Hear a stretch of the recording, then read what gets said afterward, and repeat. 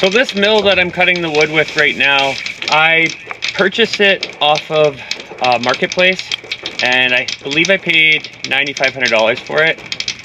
And I drove 4 hours away to get this mill, and on the way back I had it all strapped down on my trailer. I brought chains to chain it down, but the guy said I would use the straps instead because you don't want to, you know, tweak or bend anything on this machine.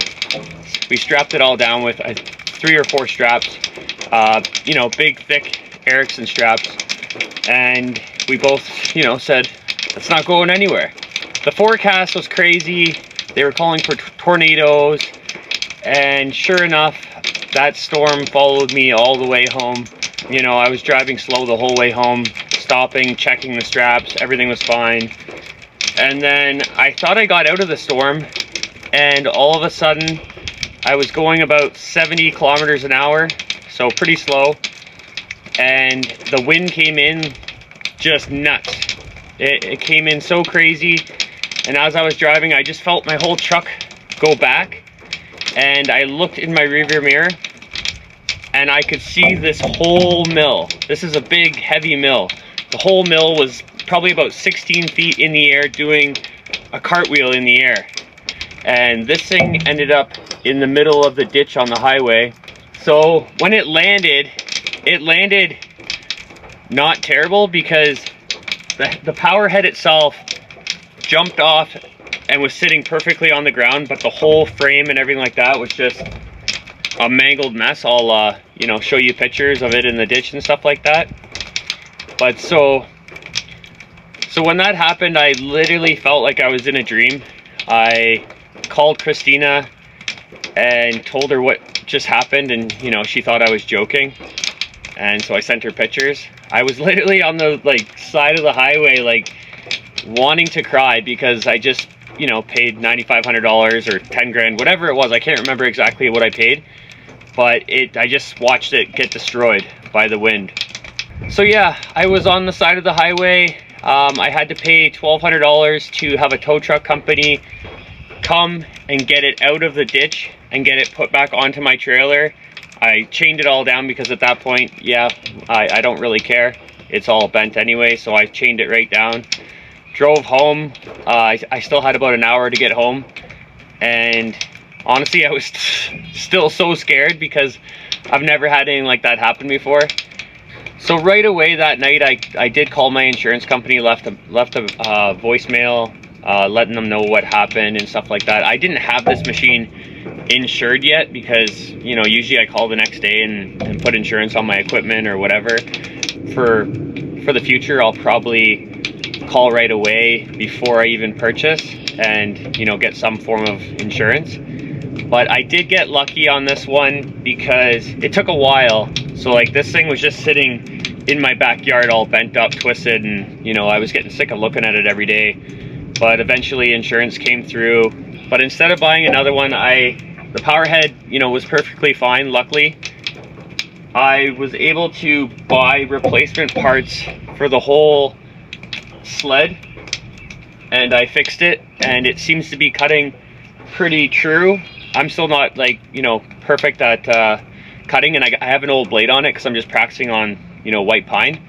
But I do have some carbide blades that I want to run because I watched the video, and the one guy that does, like, he does massive milling projects, and he did a breakdown showing that it actually is cheaper and saves you money if you run carbide blades all the time. They're a lot more expensive, but you can do a lot more logs, and if you do, you know, run into metal or something like that, it's not gonna, you know, destroy your blade right away.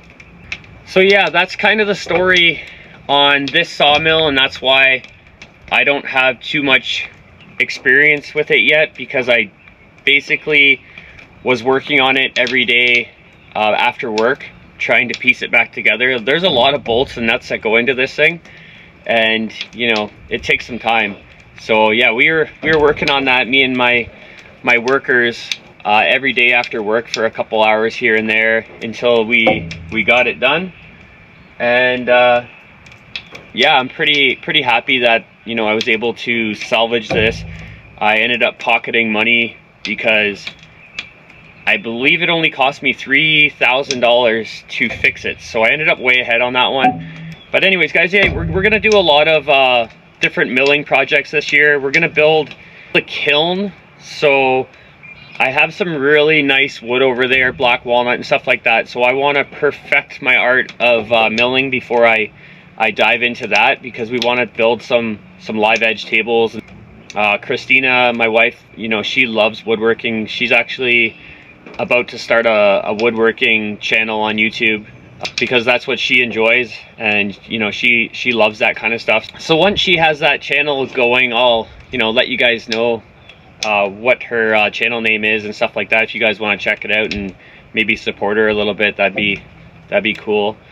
So the projects that we have planned are, I want to build either a pole barn or big lean-to here. I have an old concrete pad. It's not perfect right here, but it's way better than, you know, being on grass. So I want to salvage this concrete pad and have it for milling, and then also for storing some of my equipment in the winter. And then obviously the big project is the house. That's going to be getting completely demoed and rebuilt into something that we want, and I cannot wait.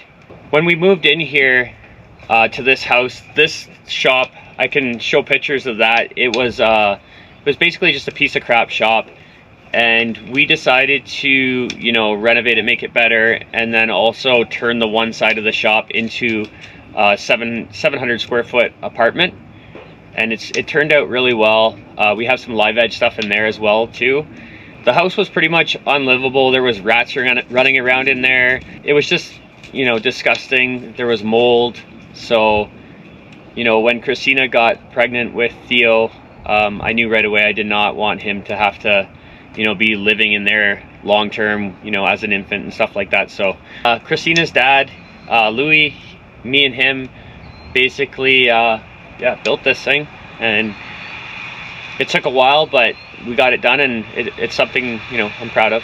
So yeah, guys, I'm wet, gross, and, you know, getting kind of cold out here, so I'm gonna go inside. But yeah, I just wanted to make this video, you know, showing the sawmill a little bit and explaining my story on, you know, what happened. Thanks for watching, guys. Hope you like it, and I'll catch you guys in the next one.